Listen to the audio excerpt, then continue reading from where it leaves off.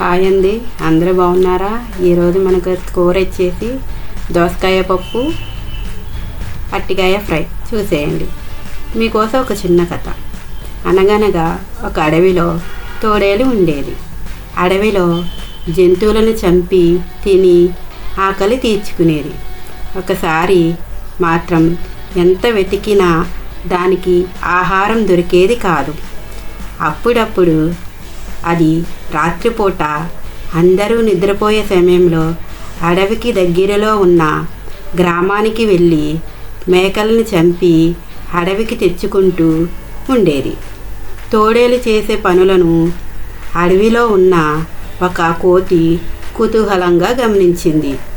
ఆ విషయం తెలుసుకున్న తోడేలు తాను చేసే పనులను గురించి కోతికి గొప్పలు చెప్పుకునేది. యజమానులకు తెలియకుండా మేకలను ఎలా చంపుతుందో కోతికి వివరంగా చెప్పింది.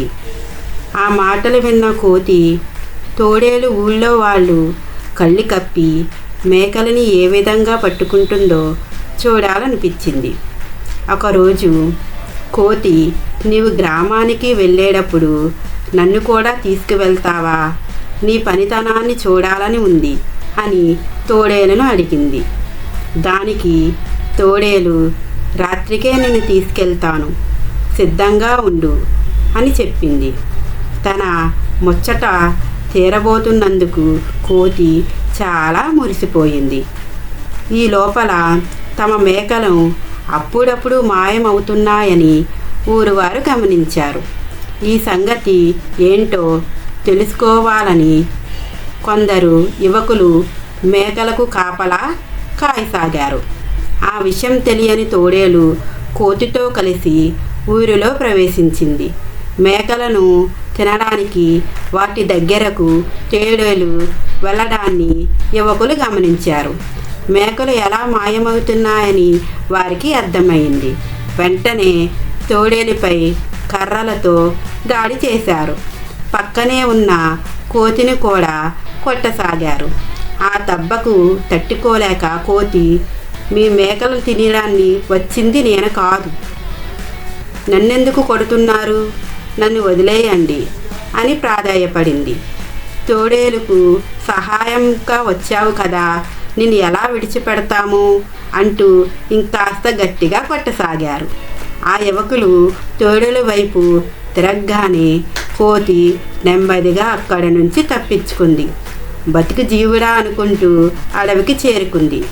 దొంగతనం చేయడమే కాదు, దొంగ పనులు చేసేవారికి పక్కనుండడం కూడా తప్పే. ఇంకెప్పుడు ఇలాంటి బుద్ధి తక్కువ పనులు చేయకూడదని చెంపలేసుకుంది. హాయ్ ఫ్రెండ్స్, ఎలా ఉంది స్టోరీ? చూశారు కదా, బాగుందా? మీకు నచ్చిందా? కామెంట్ చేయండి, షేర్ చేయండి, లైక్ చేయండి, సబ్స్క్రైబ్ చేసుకోండి.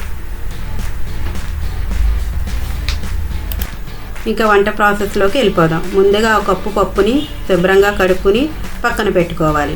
4 పచ్చిమిరకాయలు కూడా పప్పులో వేసుకోవాలి. 3 టమాటాలు శుభ్రంగా కట్ చేసి ఆ ముక్కలు కూడా పప్పులో వేసుకోవాలి. ఒక దోసకాయ కట్ చేసుకుని ముక్కలుగా కట్ చేసుకుని పప్పులో వేసుకోవాలి. చెప్పడం మర్చిపోయాను ఫ్రెండ్స్, నా దోసకాయ కొంచెం చేదుగా ఉంది, నేను గింజలు తీసేసాను, మీరు చూసేసుకోండి. తర్వాత కుక్కర్లో పప్పు పెట్టి కుక్కర్లో పెట్టుకోవాలి. 3-4 విజిల్స్ వచ్చిన తర్వాత కుక్కరు దింపుకొని తర్వాత తాలింపు వేసుకోవాలి. తాలింపులోకి కడాయిలోకి 3.5 టేబుల్ స్పూన్లు ఆయిల్ పోసుకోవాలి. తర్వాత 4 ఎండుమిరపకాయలు, స్పూనున్నర జీలకర్ర, పోపు దినుసులు, తర్వాత ఒక చిన్న ఉల్లిపాయ, కరివేపాకు వేసుకుని తాలింపు పెట్టుకోవాలి.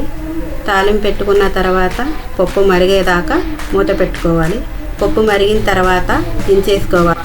వేరే కడాయిలో డీప్ ఫ్రైకి సరిపడా ఆయిల్ పోసుకుని కట్ చేసుకున్న అరటికాయ ముక్కలు డీప్ ఫ్రై చేసుకోవాలి. డీప్ ఫ్రై చేసుకున్న తర్వాత ఇవి కూడా ముక్కలుగా తీసి పక్కన పెట్టుకోవాలి. దీనికోసం కూడా మనం చిన్నగా పోపు వేసుకోవాలి. దీనికోసం కడాయిలో 2.5 టేబుల్ స్పూన్ల ఆయిల్ పోసుకోవాలి. ఆయిల్ పోసుకున్న తర్వాత తాలింపులు, 2 ఎండుమిరపకాయలు, తర్వాత పోపు దినుసులు కూడా వేసుకుని ఒకసారి ఫ్రై చేసుకోవాలి. ఫ్రై చేసుకున్న తర్వాత మనం 1 టీ స్పూన్నర సాల్ట్, తర్వాత రుచి సరిపడినంత కారం వేసుకుని ఈ ఫ్రై చేసుకున్న ముక్కలు కూడా అందులో వేసేసుకుని 5 నిమిషాల తర్వాత తీసి పక్కన పెట్టుకుంటే వేడి వేడి అరటికాయ ఫ్రై రెడీ అవుతుంది.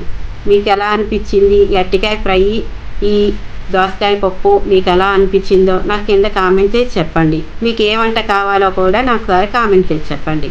Okay friends.